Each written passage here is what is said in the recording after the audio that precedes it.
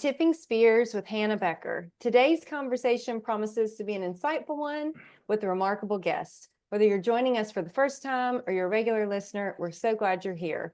Our goal is to bring you closer to the leaders and thinkers shaping our future. And today we are thrilled to welcome Michael Rodriguez. Michael Rodriguez is the president and CEO of the Global War on Terrorism Memorial Foundation. He joined the Army in 1992 and attended the Special Forces Assessment Selection Course to become a Green Beret in 1997. In 2013, he was medically retired due to numerous combat injuries. His last assignment as a Green Beret came as a sniper instructor assigned to the JFK Special Warfare Center, Range 37 at Fort Bragg. He has deployed 10 times in service to our nation.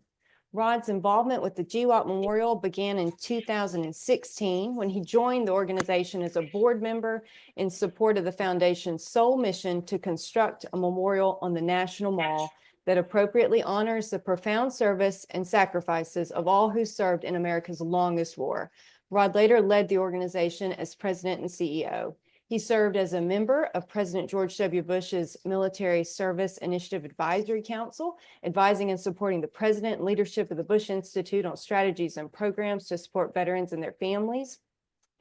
And he holds a bachelor's in science in strategic studies and defense analysis and an MA in diplomacy with a concentration in international conflict management, both from Norwich University. So welcome to Tipping Spears, Rod. Well, thank you, Hannah. I don't know if I'm remarkable. I think if I'm remarkable, maybe I'm just persistent, but you could have shortened that. I didn't know you were going to read all of that. Hey, I got a guy that's working on a memorial. We're here to talk, right? I appreciate that. Well, thanks for jumping on the podcast. I was super excited to talk to you. As I mentioned earlier, the memorial means so much to my family, and we just really appreciate the work you're doing on it.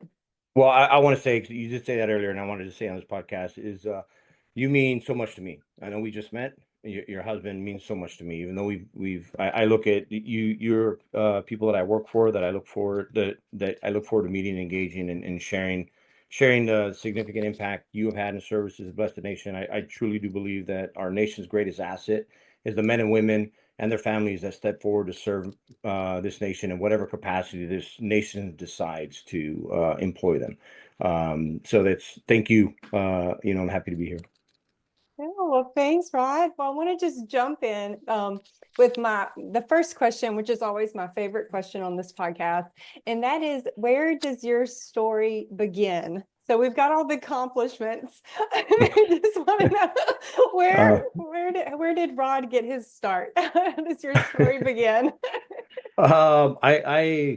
I grew up in southern New Mexico. A pretty large family. That's kind of where it started, and really, if anything, I would say my first heroes were my father, or are, thankfully he still was. He served in Vietnam during the Tet Offensive. My grandfather served during World War II. A lot of my uncles, great uncles, their brothers, served as well.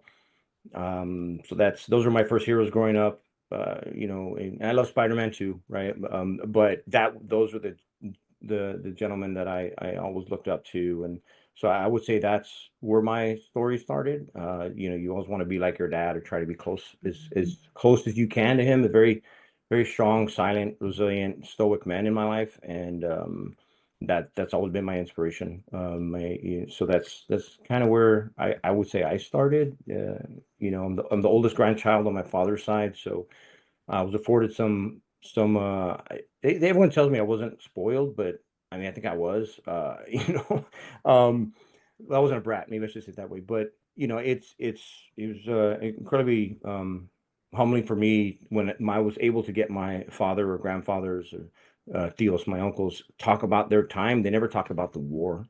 They never did. I'm a persistent little kid. I played with the Kmart. You get the little bag of Green Army men. That was me and sticks, right? Playing war, dirt cloud wars, all that. But for me, looking back, the time that they did share, and that's what motivated me to serve, was they spoke about those to their left and their right. They never talked about the war. They don't glamorize it. Anyone that does is really stepped into that arena.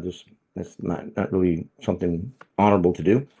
But they spoke about them with reverence and love. And like I said, they're incredibly stoic, traditional quiet, strong men. But when I see them show emotion to these tios, I would call them my uncles, my tios that I had never met, um, they were familia, right? So then I was always taught that the best way you can, serve your familia is by growing it, and that's why I joined the military.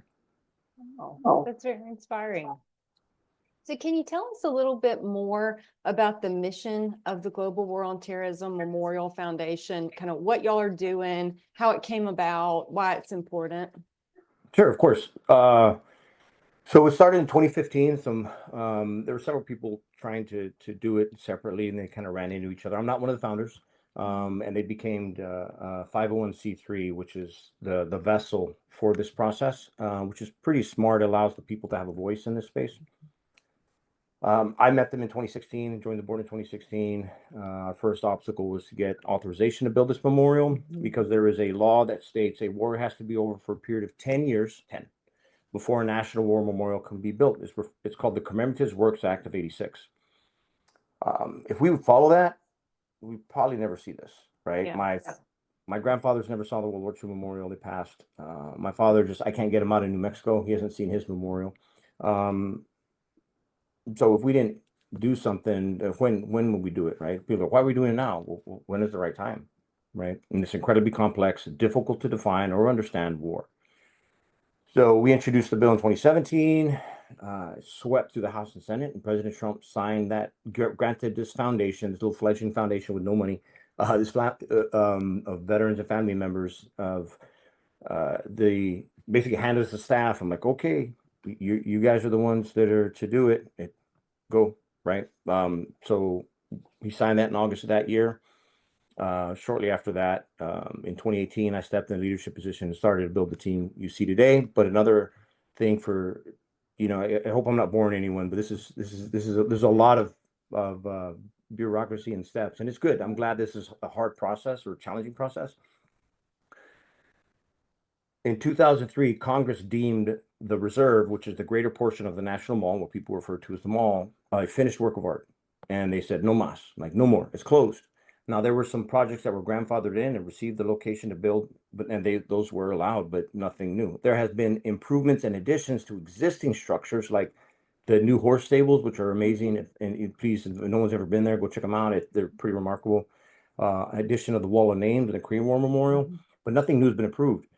Personally, I felt like it belonged there because if you look at any memorials following 2003, they've been pushed into the fabric of the city. The Eisenhower Memorial, perhaps one of the greatest leaders that this nation has ever produced, is behind the Air and Space Museum. And unfortunately, not a lot of people even recognize it or see it or know it, and it doesn't get the attention I feel it deserves, especially for that gentleman. World War I Memorial was pushed off in Pershing Park. It's remarkable. And again, I'm not throwing shade or downplaying these memorials, but they were pushed off because it was closed. And, I felt it belonged there, but again, this is not my memorial, even though I've served as I've served, one of my best friends also knows the mother of my 3 sons. She served for 21 years and deployed 6 times. My oldest son just came, he's an 82nd. He came back from his 4th deployment recently. Apple trees make apples, right? So even with my involvement in the 55 names I can name off to you from memory of my brothers that I've lost, right? 45 in combat, 10 to the war at home through illnesses and suicide. I'm not an expert. So what I did in 2018 was started having discussion groups across the country with veterans, Gold Star family members, active duty service members. Fortunately, I live in the center of the military universe, which is known as Fort Bragg. So I went on Bragg and spoke with people and asked them where do they think it belonged, and they all knew that if they wanted it on the reserve on the mall, I have to go back to Congress to pass another bill. If they were okay with it being pushed into the fabric of the city and I had viable sites, it's all pre-planned, then okay, I won't do that. I won't. That's not, again, it's not my memorial. I'm just a bullet magnet in front and getting all the crazy messages, right? So they did that in 2018. Right immediately, as soon as I stepped into the leadership position, I go, I have to figure this out, right? Talk to the people. And started to build, like if you go to see the board, who it is. To put that together in a report, went to the agencies that control it. This is National Park Service, Department of Interior, National Capital Memorial Advisory Commission, National Capital Planning Commission, Commission of Fine Arts, right? Hey, we're always open and transparent. I'm never going to sneak around anybody. So we showed them, it had the data. I'm like, look, people want it built on the reserve. They're like, Rod, you can't. I said, well, I can, or you don't think I can? Those are two different things. I know if I go back to Congress to seek another exemption, we can do that. And they were like, Rod, look, it was just 2019. They're like, Rod, look, everybody has tried since 2003. Everybody has failed. It's not going to happen. It's take you 10, 15 years, tens of millions of dollars. We're going to fight you every step of the way because that's their job, right? I'm not saying that's their job, follow the law. And Congress said, no more, right? We're going to fight you every step of the way. It's just not going to happen. I said, I'm not here to ask your permission. I'm here to just tell you what we're doing. And they're like, all right, buddy, good luck. So, you know, in 2022, when President Biden signed my bill into law, granting us the authorization or the exemption to build on the reserve, effectively this old retired Army sergeant overturned the apple cart at that point in this space and done what had not been done or was any. And I'm not saying I'm special or whatever. It's just how we're able to do that was through veteran leadership on Capitol Hill. You know, we're non-political, nonpartisan, apolitical. I don't even like the word bipartisan, implies sides. So I spoke to my brothers and sisters that served and went to them. Hey, look, this is what it is. And we were very strategic in who introduced, was be sure we have both sides of the aisle introduced in the House and the Senate. And they could have those member-to-member conversations on the floors of the House and the Senate that I couldn't have. But it was their mission. I worked for them, and they had, it was so that's how that occurred. It's interesting thing or not interesting, but with the global war on terrorism, it's real, it's relevant, it's right now. Everyone, it's not like, oh yeah, my grandpa did that. It's like, no, my mom did that, my brother's doing that, or my dad and my. It's this because never have we existed as a nation where sons and daughters watch their mothers and fathers go off to fight in war, only to serve in that same war. So I can imagine what it would be like for my dad to watch me graduate airborne school and go fight the Viet Cong any more than my grandpa to watch my father finish his training and go fight Nazis and serve in the Pacific. When I say that, that's striking to people, but that's the reality of this, nearly 24-year conflict that's still occurring. People, they can argue against it all they want, but the authorization to use of military force is still in effect, and I'm not against it. We need to be able to fight terrorism globally to secure our national security interests and the people of America. So it's still happening. The Global War on Terrorism Service Medal, the Global War on Terrorism Expeditionary Medal are still being awarded. How is this war over, right? So when you get to the importance of it, and this will, like, your listeners will probably be like, oh, what? Oh, and then they'll understand. When I first started working on this project in 2016, the people that pushed back most were actual veterans. It was you guys, right? It was the family members of veterans that are like, oh, why? We don't need that. No, we don't. And I didn't understand why. And then after this happening for a short period of time, I'm like, oh, I know why. I think I know why. So I started asking them. I'm like, okay, well, if you don't think you deserve it, I want you to think of someone that didn't come home. Does their family deserve it? Or think of someone that came home and that might be struggling, that might be facing some new obstacles in life that wouldn't have happened had they not gone to war. Do they deserve it? And every single one of them, they're like, hell yeah, yes, absolutely. I said, good. You think about them, I will think about you. Because that's why anybody and everybody raises their hand to do that. They don't think about themselves. They think about those Americans that they're serving, writing that blank check, right? That'll never know their name. They're not doing it for self-aggrandizement. You guys know, we don't do it for money. So that's that thought process, the incredibly selfless way to live your life. You'll see that in the veteran community. So that's where the light bulb turned on.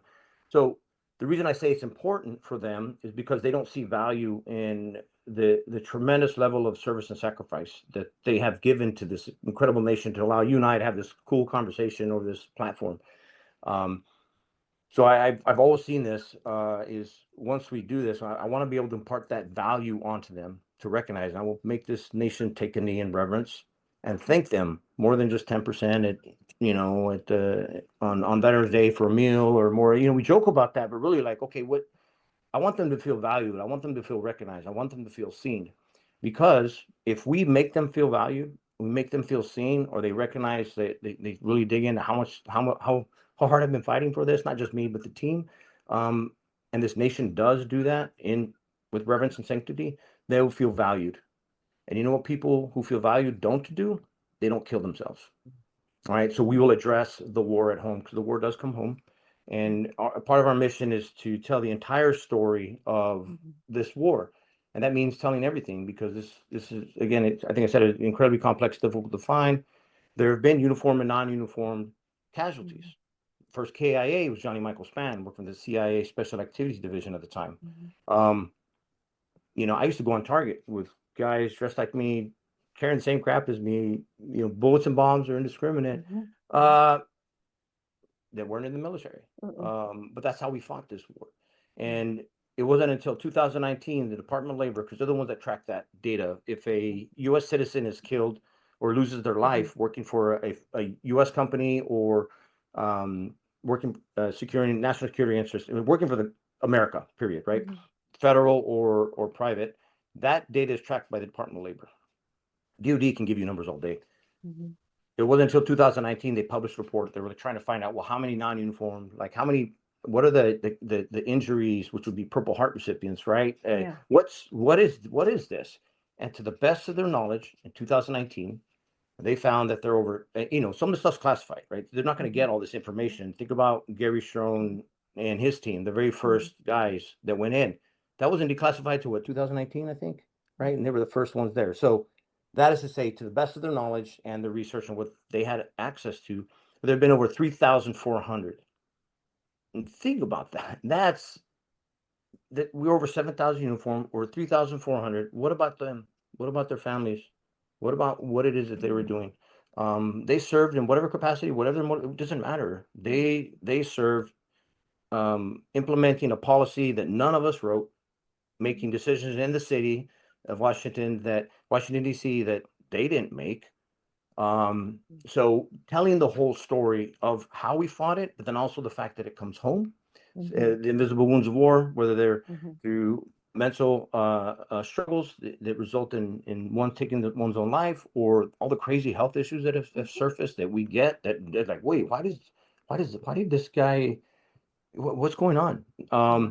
All of that, the war comes home. And then also recognizing the family service. We did it. So we did. The most difficult point for me was watching my son deploy the Helmand province of Afghanistan. I had been there twice. I'm standing there next to his mother. Kelly, she was still active duty at the time. She did 21 years, but she had been deployed there twice. And he's in the 82nd Airborne Infantryman, going to Helmand province of Afghanistan to perform the Quick Reaction Force mission. I mean, he's going to fight in the summer.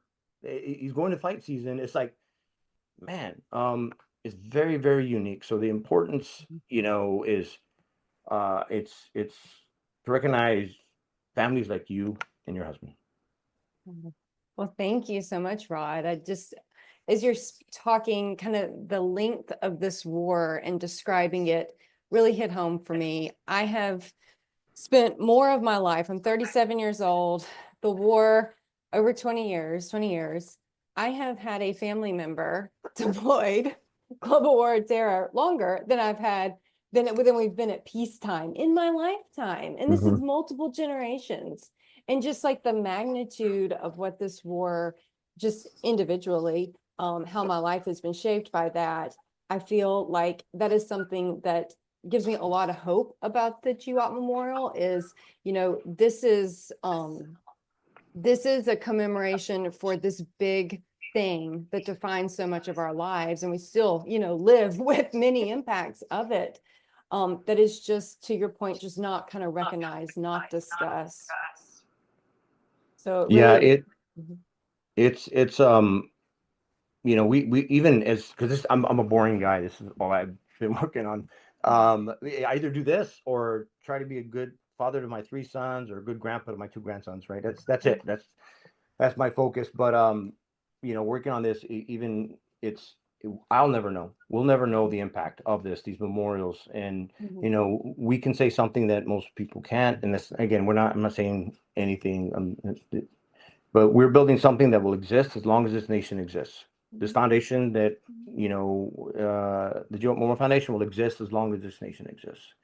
And that's pretty profound when you think about it in that regard, because we truly are honoring, our nation's greatest asset. Nothing would exist were it not for those families and the families prior and generations prior that are willing to stand up and put their lives on the line to defend our very way of life. And again, not to get into the politics of the war, because none of us wrote that policy. So people try to drag me into those discussions all the time. I go, look, I talk about people. I don't engage in policy or politics. I didn't write the policy that sent me to war, or my son to war, or any of my. I didn't do that. I don't sit on some armed service committee. I'm not the president. I'm not the SecDef. I'm none of that.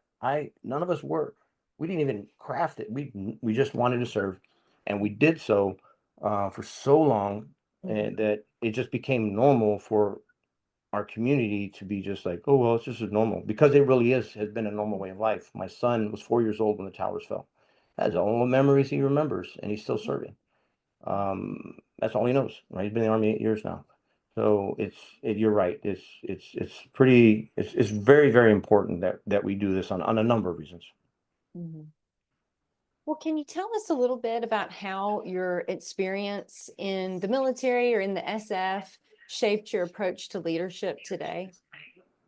Sure. So one thing that I consider it a blessing to have been able to make the selection and become a SF guy, Green Beret. And I'm like, oh, just getting in. So my first two deployments were the conventional army. I was a 10th Mountain guy, deployed to Somalia in '93, and then Haiti in '94 that year when there was that military coup. But I'd always seen SF guys, and I'm like, man, they're not wearing all the crap I'm wearing.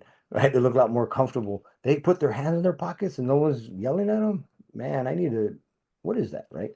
So, I'm really happy that I was able to deploy in the conventional, because I saw that side of it, living out of a rucksack, literally, and then transitioning to special operations, and allowed to see how the big machine works, particularly with a far more agile fighting group within the special operations.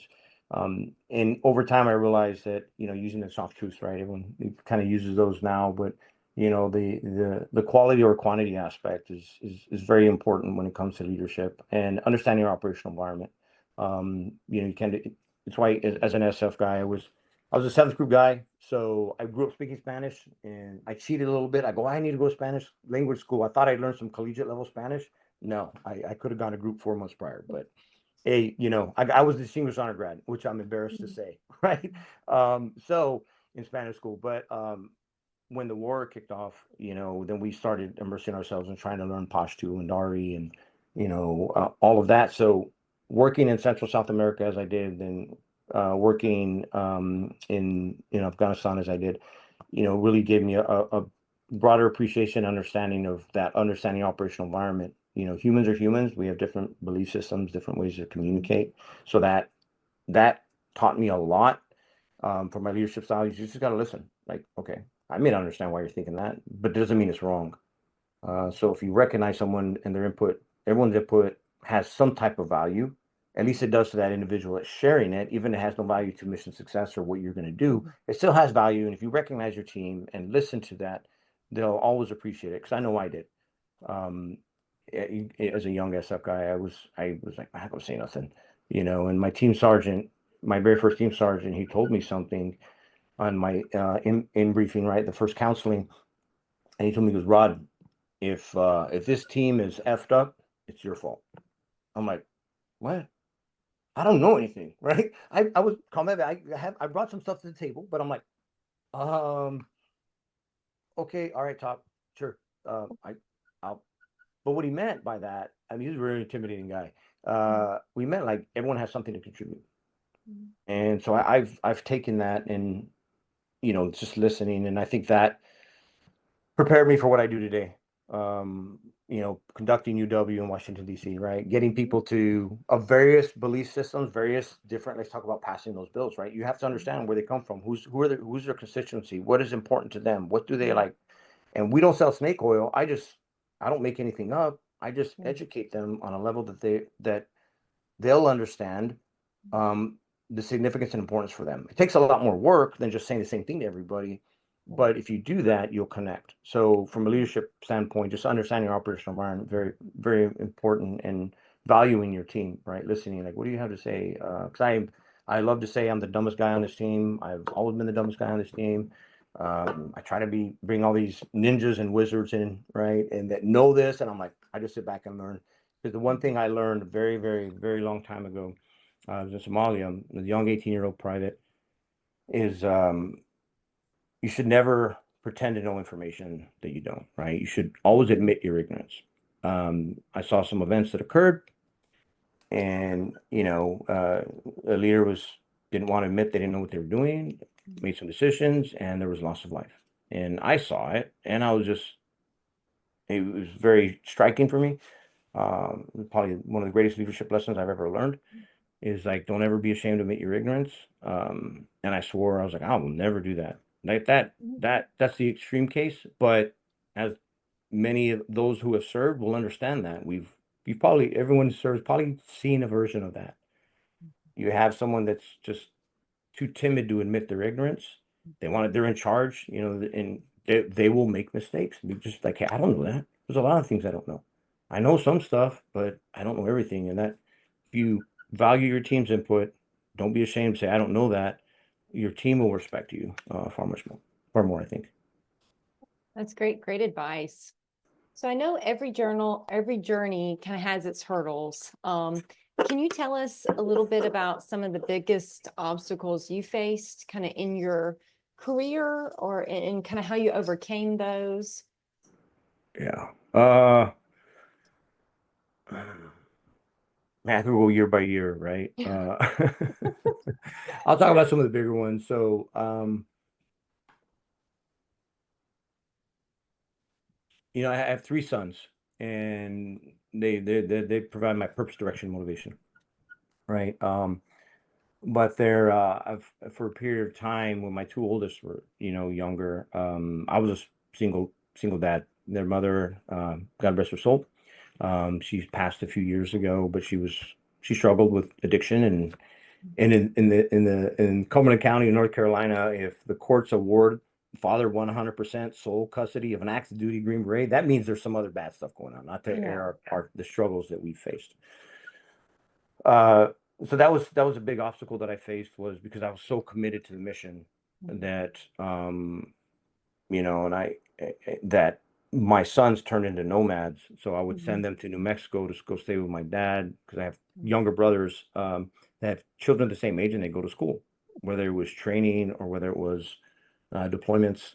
That's what I did. So finding that balance, and maybe not be the best balance. I think I was blessed to have sons, because I think it might have been a little bit more challenging for a daughter to deal with that. And I'm not being diminutive of women in any way. I'm just saying, like, my sons are raised like I was raised. It's like, all right, you have certain duties that you need to perform, and that was their duty, and they always did it with a smile. So that was a big challenge for me. And then after I got wounded the last time, I hid it. I didn't really want to share it, and I was struggling, and because I didn't want to do that. And of course, that spiraled into chemical dependency. So I was drinking all the time. Those are pretty significant obstacles that I faced. I'll hit 11 years of sobriety this August. I wish I could say I quit once. No, there were some relapses there and there, but all of that, and then facing when I couldn't hide some of the neurological deficits and struggles, I couldn't hide them, all the TBIs and everything, and then I got medically retired. I didn't want to do that, so that was an obstacle. Then the transition, and oh man, those are some, but what kept me going is I talked about my sons, my purpose, direction, and motivation, is because a lot of times, as everyone who has served and their families, it's easier to do what's good for you for someone else. Yeah, right? that's So true. I saw that, okay, let me focus on them. They need a better version of me. They need this. They need me to be sober. They need me to just try and be better for them. And it was one of my sergeant majors at the time. He came to visit me when I was in the hospital. And he said, he goes, Rod, you're no good to anybody else if you're not good to yourself. And I was like, damn, ooh, damn. All right, Sergeant Major, roger that. I'll do better. And so that those are some of the obstacles that I faced, and it's just perseverance, just focusing on that, understanding that life life's a journey, right? I mean, it's, it really is, but I think it's a little bit more than that. Life's full of choices and opportunities, and you're like, okay, I can lay down or I can go forward. I don't ever look at anything in my past as something that defines me. Those were moments. They built the hombre that's talking to you right now, right? And we all struggle with our past. I try not to ruminate in it. I try to learn from it and glean from it and try and be better, move forward. So those are some of the obstacles. There's plenty more, but I could take like this whole thing, and I don't want to sound like I'm over here like just dumping everything out in front of everybody. But if you notice, the common theme is my familia, my family is that's always been the focus. They've got my sons and my loved ones have got me through things I didn't think I was worthy to get through.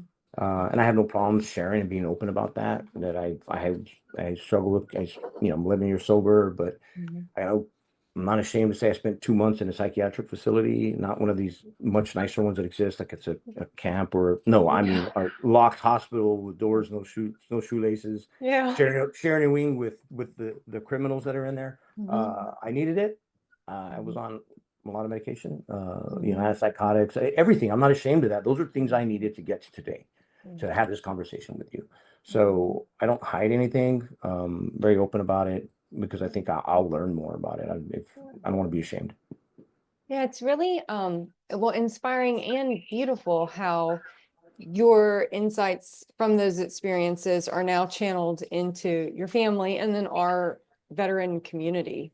I think that's just such a key component of your work and its impact is you understand, the road that has been traveled by so many. Yeah. So I want to ask you a question, Hannah. When you heard about this effort to build the memorial, what were your thoughts? What did you feel like? I'm curious. Excited. I was super excited about it. And there's a reason why. So my granddaddy had a profound impact on me, and he was a World War II veteran. And so I grew up as a kid sitting and listening to Veteran Day, Memorial Day events where he and my uncles, who were all World War II veterans, would speak. And as a kid, I just thought this was something the old men in my family did. I did not realize the significance. And when the World War II Memorial opened on the mall, we drove 17 hours with no AC in the car from rural Mississippi to downtown DC. And we went to this memorial opening, Rod. Wow. And that, as a kid, it totally changed how I saw them and how I saw the war. And it gave me a whole new perspective on it. And then when my family, which was engaged in a couple different fronts, relatives, and then later my spouse. So I had kind of multi-generational engagement, including other uncles in the global war on terror. The World War II vets were the ones that really helped my family out because they understood what we were going through. And then when my husband came home and got medically retired, which he did not want to be either, so that I empathize with you on that.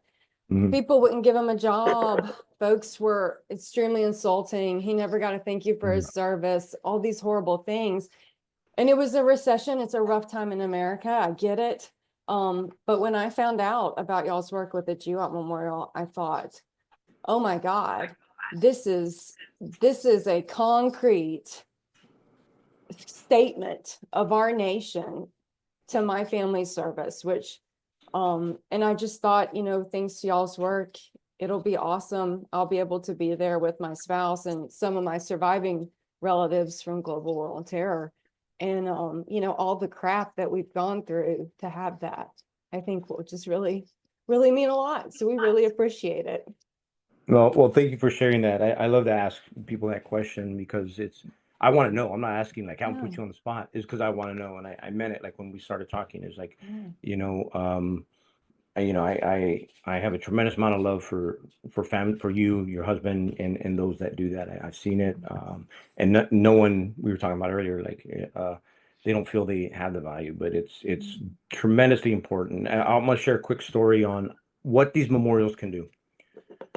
So I have a cousin on the Vietnam wall, and the Moreno family is I'm from Las Cruces, New Mexico.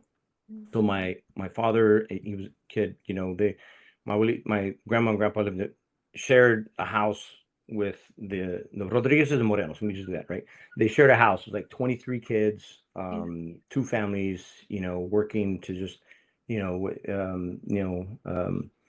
labor, like whatever, right? Like working in fields or whatever, just supporting the family that would travel. Like, but that was the socialization of where my dad grew up and the Morenos. So my dad's the oldest male, and Andres was the oldest male. And the Morenos, Andres Moreno. So they grew up together, best friends, brothers, rivals, everything. So my dad joins the army, and deploys to Vietnam. Unfortunately, you know, it was during Tet, pretty rough year. But my dad came home. But immediately afterwards, Andres deployed. And in the process of my dad going into training and whatever, and he deploys, you know, Andres fell in love and was engaged to this young girl, Yolanda Salas, down there in Las Cruces, right? And so he was deploying. They were engaged. He deploys. Andres doesn't come home. So my father gets a call, and he's like, "Hey, would you be the casualty escort officer for Andres?" And my dad's like, "Oh my gosh, yeah." So he was at Fort Sill at the time. He drove down to Fort Bliss, Texas, stayed with Andres. They drove to Las Cruces. He stayed with Andres overnight at the church, and the cemetery is right across the street. So of course, all the Morenos are there, right? And you know, they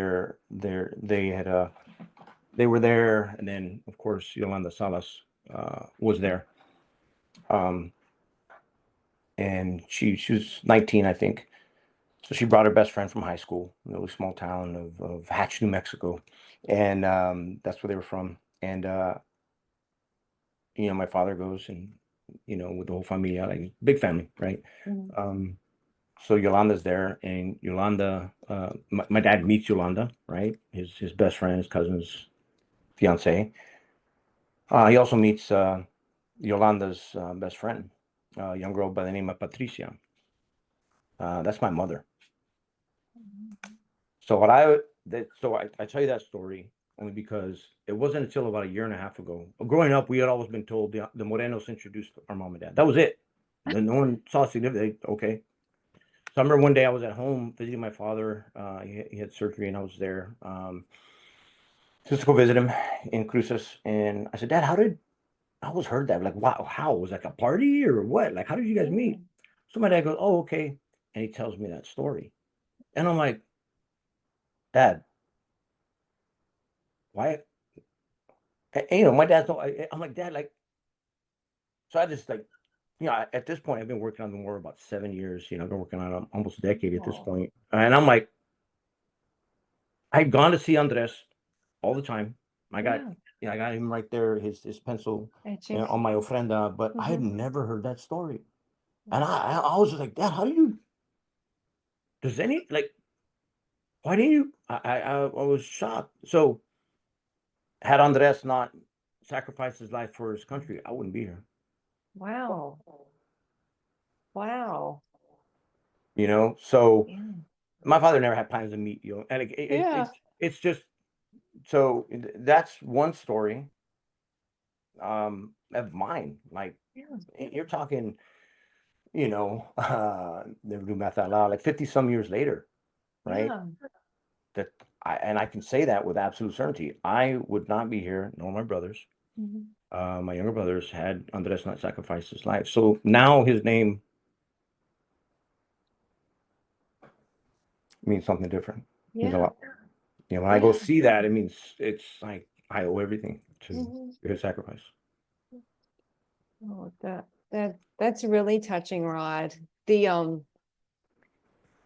I think the memorial allows us to tell the stories, or opens up an opportunity to tell the stories Right. in ways that, you know, we just wouldn't we either wouldn't do or we wouldn't have, you know? Right. Yeah, yeah. Yeah, and Oh, it really comes down to storytelling, right? And we yeah. wouldn't like the environment or like the opportunity, but and Mhm. I'm not giving my dad any or my mom or anybody in my family any slack because I'm like, that's a profound story. Why It wouldn't you tell is. us that? Mhm. But that's just my culture. They're like, oh, that's no big deal. I'm like, no, that's a big deal. I'm sorry. But you're right, like providing the storytelling, and that goes Mhm. to what I was saying earlier. Like, hey, we talk about people. Yeah. We're building the round table for our familia, two Mhm. generations, two current generations to come together and talk. We're Mhm. building a home so they can Yeah. come and share these stories with each other, share them with the world, if Mhm. they choose to do so. Um, give them that. I've always approached this mission with the sanctity and reverence it deserves. Mhm. It Yeah. requires. And that's just it. It's just Yeah. people, and everyone that has done this, they're just average everyday Americans, Yeah. and a direct reflection of those that may not have served, right? We all Yeah. think the same. If anybody thinks Americans think different, yeah, we all have different, uh, um, you know, we all come from various social economic backgrounds, Yeah. but Americans think like Americans. I'm sorry, I man. Like do. nobody thinks like Americans do. And that's our strength, right? That's our unity, Yes. which is why when I wrote the tenets, when I stepped in leadership Mhm. position, I wrote the tenets, the four tenets that have been, I'm always like, we got to stay on azimuth, right? Like I don't even have like on the team, we don't have meetings, we have azimuth checks. Okay, this is Kevin azimuth check. That's what we do. Yeah. Um, but honor. The first one is honor, honoring everyone that serve, uniform, non-uniform, the families, and those that we're Mhm. still losing to the war at home. Mhm. Mhm. Heal. Heal has a very relative meaning to so many. Heal as an individual, heal relationships, heal as a familia, Mhm. heal as a nation, heal, and that takes on and it's not a feel good word. It requires Yeah. action. Healing requires action. Mhm. Honor, heal, empower. Mhm. Tell them stories, get them to tell their stories. Mhm. I mean, you think about it, there's nothing in the city that writes the policies and makes the decisions, sends their sons and daughters, mothers and fathers off to war. There's nothing there. Yeah. Where do we go? Yeah. That's the Lincoln, maybe another war. Like, what do we Yeah. do? If Yeah. anyone ever second guesses the profound impact. I want you. Last year was a D-Day anniversary, right? 80th. Mhm. Man, that received everyone was all for that. Like, that's Yeah. what this is. That is what That's what this this is. is. How Yes. can you tell me this isn't Mhm. important? How can you Mhm. tell me those veterans Mhm. don't that we see Yeah. that are our predecessors? Yeah. How can you tell me that we don't deserve that? Mhm. Mhm. Yeah. That doesn't make sense, because everyone has a personal opinion and an Mhm. emotion Mhm. associated with war, and they should. I'm not against that, Yeah. but don't direct it at those that serve. Yeah. Don't direct it at us, right? Again, I Mhm. didn't write those. I didn't make those decisions. So honor, heal, empower, and the Mhm. fourth one that I wrote or came up with was unite. Just Oh. remind everybody who we are as a nation, our Mhm. strengths, and it really is because Americans think like Americans, and we have, Mhm. we still have that that our greatest asset, those men and Mhm. women and their families that step forward to serve this nation in Mhm. whatever capacity this nation decides. Mhm. When I was deployed, when your husband was deployed, I didn't get to choose. I'm like, nah, I don't Mhm. want to do that one. Nah, I don't. No, they're like, go, okay, Mhm. and for those that may not have deployed, Mhm. I don't want them feeling any regret. 9 times out of 10, when I meat a veteran, it happened yesterday. I was at an event in DC last night, and I met a veteran, and uh, he knew what I was doing. Mhm. He came up to me, introduced himself, and he was like, "Hey, hey, well, I didn't, I only did this. I Mhm. didn't." I'm like, "Stop, man, stop! You raised your right hand, said the same words I did. I didn't pick everything. I Mhm. didn't. No one does that. Like." When I joined the Army in 1992, if someone would have told me in less than a year I'd be the dumbest private in a deployment in Somalia, a country I never heard of, I'd have been like, "What? I don't. I never even heard of that country, right?" But Mhm. it's not like I crafted that. It Yeah. it's circumstances, and it's decisions again to reinforce that decisions made in that city. It's not. I didn't choose Mhm. that. Private Rodriguez did not plan that out. He was just too worried about shining his boots and not getting in trouble, right? and being able to pass the PT test, max it. Like that was it. That was my, know my job, be in shape, and be sure I look presentable. That is it, right? That's my world. So I didn't influence that. And I think people lose sight of that, especially the veteran community and their families. They lose sight of that. And if you didn't serve, it doesn't matter. You stepped up to serve. And I love everybody just the same, and they deserve the same recognition. We have a very big hill to climb. There's a tremendous amount of ignorance. Like people ask me all the time, "Hey Rod, which war are we? Is this for?" I go, "Well, what do you mean which war?" "Well, it's for Afghanistan, Iraq." I said, "Okay." And over years, I've learned my verbal kung fu on this has gotten pretty good. So I'll say, "All right, let me ask you a question. Do you consider Operation Overlord, named Operation the D-Day Invasion, its own separate war?" "No. Why would I do that?" "Okay, cool. I'm with you.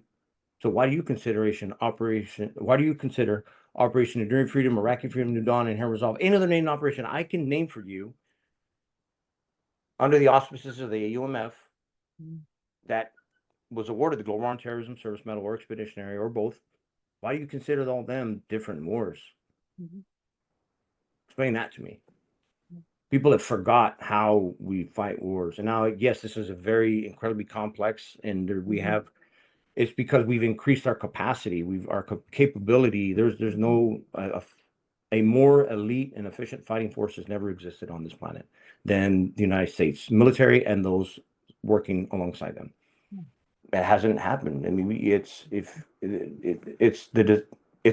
and people can, I mean, if you look at everywhere we are and the effectiveness of those, people can probably can argue with me on that, but unless you understand or or you've been there and you really read on to what's going on, how can you pass judgment on that? And it's so much bigger.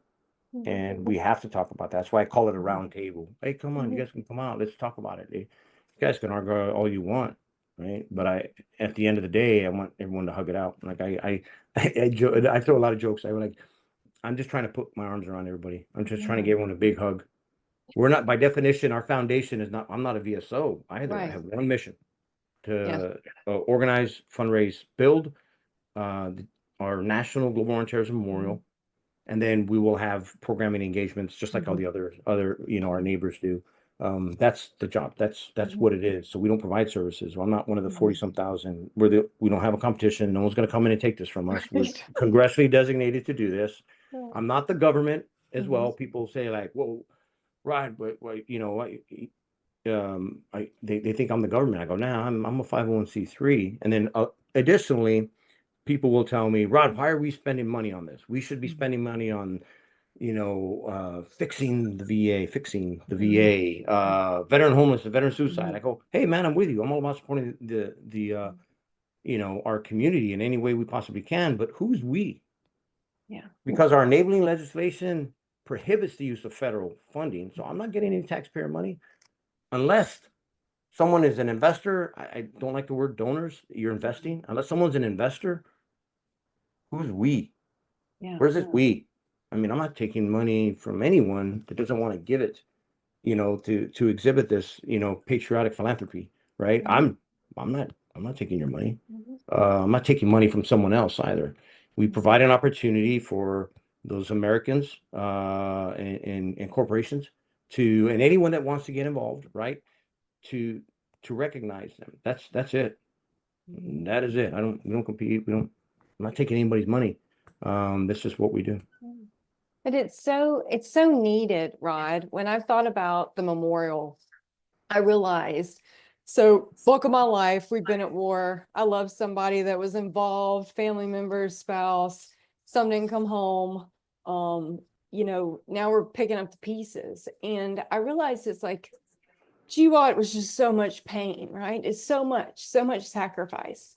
And then when I think about the memorial and the work that you're doing, it's kind of like this story with your dad and your mom is like, it's kind of reframed it for me in, so much of my life has been wrapped up around another deployment, another death, another, something, this loss, and then kind of reframing things or making me realize that is like, well, what the memorial signifies and what you're facilitating is recognition and also a community and a place for people like my family who have endured all that pain to come together and kind of see many of the other aspects of, you know, this beautiful community that we have, which is not unlike with my granddad and my uncles. When they first showed up at that World War II memorial ride,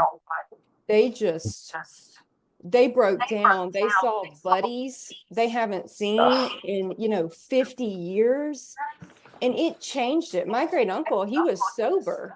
He's a lifelong alcoholic. He became sober that day and stayed sober until he died at 96. It's like that, you know, that place over something that caused so much pain and loss in my family also provided so much hope. And that's something with the GWOT Memorial that just means so much to me. And I know it's not an easy journey, and I know it's not often a pleasant one.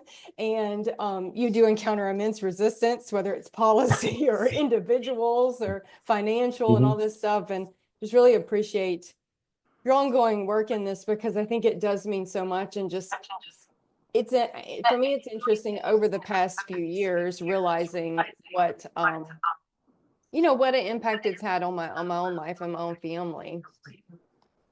Yeah, that hearing you say that means a lot, and thank you for sharing that. Like, I think, you know, I'm taking notes, by the way. Yep, I'm pulling a lot of information and good stuff, right?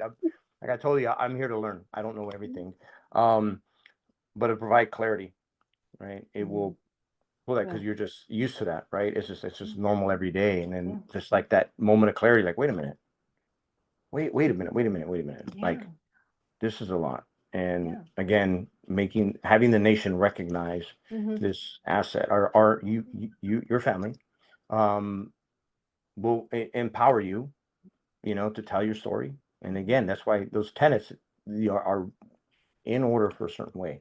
It'll provide you that healing, because you're right. It's been a constant struggle. It has been a struggle. I'm not going to say, you know, everything's beautiful. And I'm like, oh man, I'm just all rainbows and Skittles, you know? No, because I know what waits for me when I close my eyes at night. Yeah. I know, you know, those are things, and it reminded me something that my father told me when I joined the Army. He didn't want me to join the Army. He gave me this piece of wisdom I didn't understand. I was 17 years old. I just, you know, my father spoke. I shut up, listened, on my head, and moved on. But we had this conversation, and I said, Dad, I want to join the Army. And he's like, Mijo, I really wish you reconsider. You know, I said, no, Dad, I have to do this. I can't. I feel really sorry, because I had to get him to sign, right? I was 17 years old. Yeah. And he said, okay.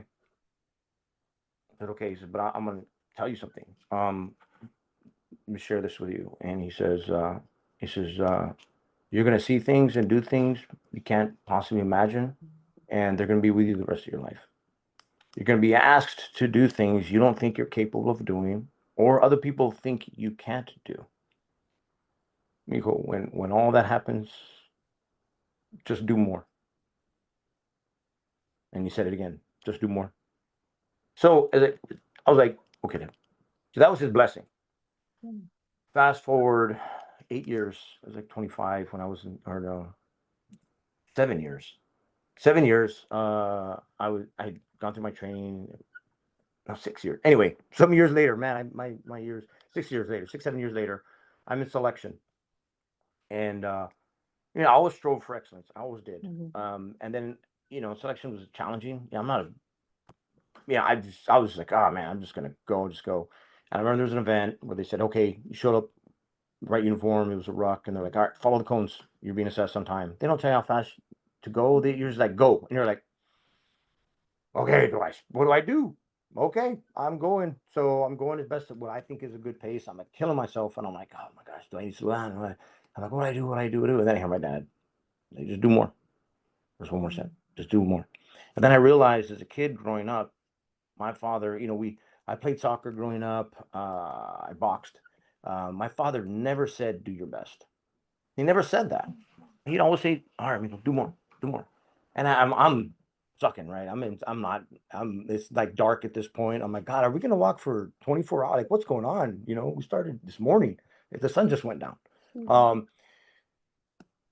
And I realized, like, my father in that moment, he shared that pearl of wisdom that I took me years later to figure out. But it's just do more. If you just keep taking a step, just keep doing more, and don't ever say do your best, because what is your best? It's a self-limiting goal line that we set, that we tell each other to make someone feel better for. But it's actually probably one of the biggest limiters that we do.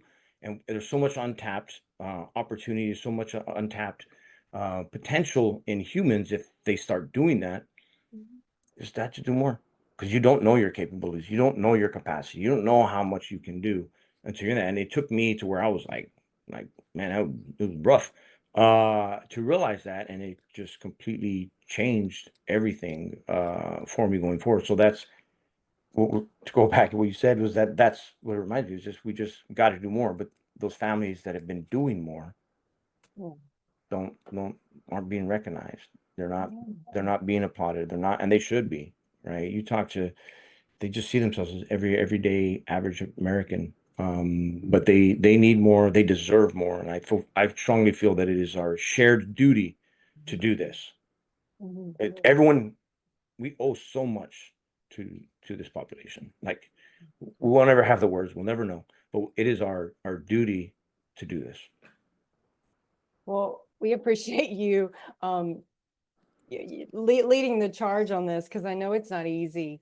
Can you tell the audience, do you have any kind of, I know there's lots of challenges facing kind of the veteran and military community today. Do you have any kind of final words of advice for folks that want to do more and maybe, are struggling or not really sure where to go on that? Yeah, first thing I would say is I know they don't know me, but I want to tell them I love them, and they have so much potential. They just have to believe in it. They just have to take that step. They just have to. There's so much more. And you and I talked about it. Is like, sometimes it is so much easier to do something for someone else than it is Yeah. for yourself. So if you can't do it for yourself yet, I would love it if you just found someone in your life that deserves the best version of you, and think about them, because that's why we raised our hand to do. It's one of the factors, I think, that makes, the men and women that enlist to do this stuff do it. It's like there's something about you, and I want them to accept what I'm about to say. Is, if it were not for humans like you, your husband, throughout history, we would not be where we are today as a species, right? How many of them went outside the cave, right? Yeah. How many? Those that were doing that, those that decided to do that for the betterment of, we're tribal people. I don't care how long Yeah. we've been on this planet, we're still tribal. Yeah. So recognize that you are part of the species that will make this world a better place Mm. because of those traits. And don't forget that. And think about it that way, and then they'll realize the potentials. Whatever that is, whether it's pursuing a degree, find education, being a better father, being better mother, spouse, whatever it is, right? Just realize who you are. You did that for whatever your motivations. Some people say, I just did it for college money. Yeah, but you're not that dumb to think like you might die. Like, Mm. who like, there's something. I don't want to say it's weird or it's an outlier, Mhm. but you took that step. Mhm. Just remember that. Mhm. That's great advice. Well, thank you so much, Rod, for sharing your insights and experiences. Your contribution to our nation has impacted us, all of us. So I appreciate you taking the time to join me on the podcast. Well, I want to thank you for providing me the opportunity and being flexible with my chaotic schedule, Hannah. I really do. I'm humbled to offer my dos centavos, my 2 cents on my viewpoints, personal viewpoints, and then always happy to share about the foundation. For everybody that's wanted to learn more, just go to we're all over social media, GWOT memorialfoundation.org is our website, and you can just find all of our socials on there. Quick update. We should be able to I should be showing everyone what I've been working towards as far as a physical design concept Hey. here in the next coming months, Oh, hopefully by wow. fall. And we hope to break ground by early 26, and then Wow. completion by end of 28. Now, the big outlier there is I got to raise $100+ million because it's all privately funded. So there's a lot there, but those are my goals. So stay informed, go to our website, sign up for like updates. I won't spam you. I'm not going to send you anything unless it's got something behind it. Then I love getting stuff, but sometimes I'm like, man, I get one every 3 days from them. Like, I don't need that. We're very efficient. We're a very small team. There's 4 of us now, which is great. So just follow along, and just I would ask anyone who's listening is to find 3 people in their life that need to hear about this mission and share that with them. That's awesome. Well, thank you. And to our listeners, thank you for tuning in to this episode of Tipping Spears. We hope this conversation has sparked new ideas and challenged the way you think about your future. So don't forget to subscribe to the podcast, and we'll catch you next time with another exciting guest.